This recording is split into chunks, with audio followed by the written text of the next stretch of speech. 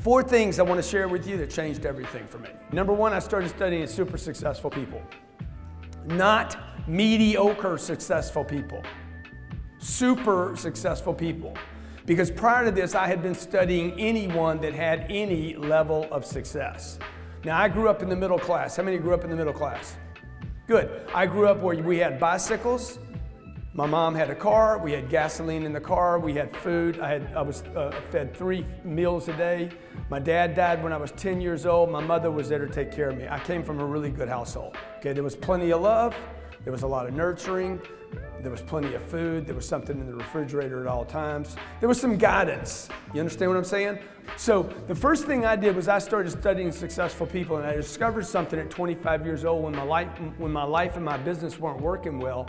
That super successful people was they used a different way to build their business than I was using. I was stuck mostly in a sales cycle from the age of 25 when I started my first company at 29 actually till the age of 45. For those 20 years, I was stuck in a sales cycle.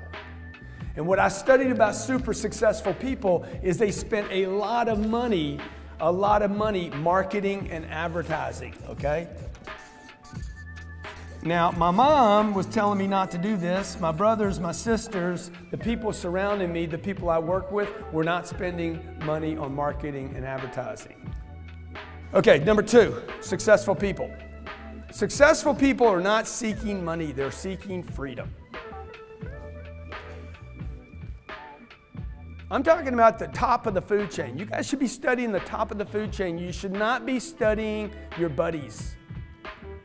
Study the top of the food chain. They are available for study. Read everything they've done. If I read Warren Buffett, I take Warren from the beginning to the end, and I read everything he's done. I go deep on one guy. I don't study a bunch of people. In the beginning, I'm like, is the dude about money? No, the guy was about freedom. What is freedom? Freedom, man. I get to do what I want, when I want, as long as I want, how I want. I get to say what I want to whoever I want, and I get to cut a customer out of my face if I want to. How many of you like to get rid of some of your customers? Like, get out of my office. Leave my office. I don't want to do business with you. Okay? I want to do business on my terms. Not your terms, and not the marketplace's terms. And I don't want a competitor pushing on me. I want to have enough flow coming in that I get to say, I don't want this business anymore. I want this business. Everybody with me? Okay, that's freedom. Financial freedom is not about money. 3, the third thing the super successful do is they master income creation. I was asked this morning, I left my home at 4 o'clock in the morning. I was on a plane at 5. Okay, and a guy asked me, he's like, dude, why are you still cranking so hard? Because I don't have any money. I'm always broke. I reinvest all the money. Every time I get any money sitting in accounts, I take it and invest it in hard assets. Illiquid assets. Illiquid so that I cannot get that money. That's what keeps me motivated, folks. I get money, liquid money. If it's not used, what? It's useless. Take it and I buy a hard asset that produces income. I'm broke, I got to go hustle again. Okay? The 4th thing to mastering income is this, and this is the holy grail of your business. If you want to grow your business, learn to follow up. Follow up. Follow up way more than you ever imagined follow up. I'm talking 12 follow-up calls or 25 follow-up calls. I'm talking calling somebody every month or even twice a month. Long after they weren't interested, you would keep following up. Do you have a good product? Yes. Do you have a product people need? Yes. Do you have a service people need? Yes. Do you have a good company?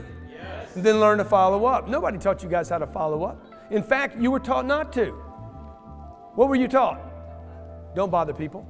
You don't want to bother anybody. Don't pester people, right or wrong. Okay? You don't want to nag people. You don't want to beg for the business.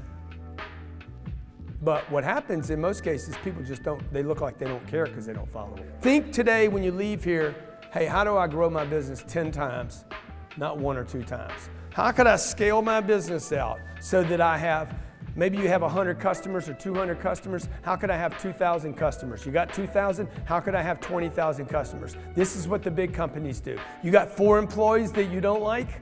How could I have 40 employees and have somebody else handle the 40 that I don't like? Because what's happening right now is people are scaling down when they should be scaling up.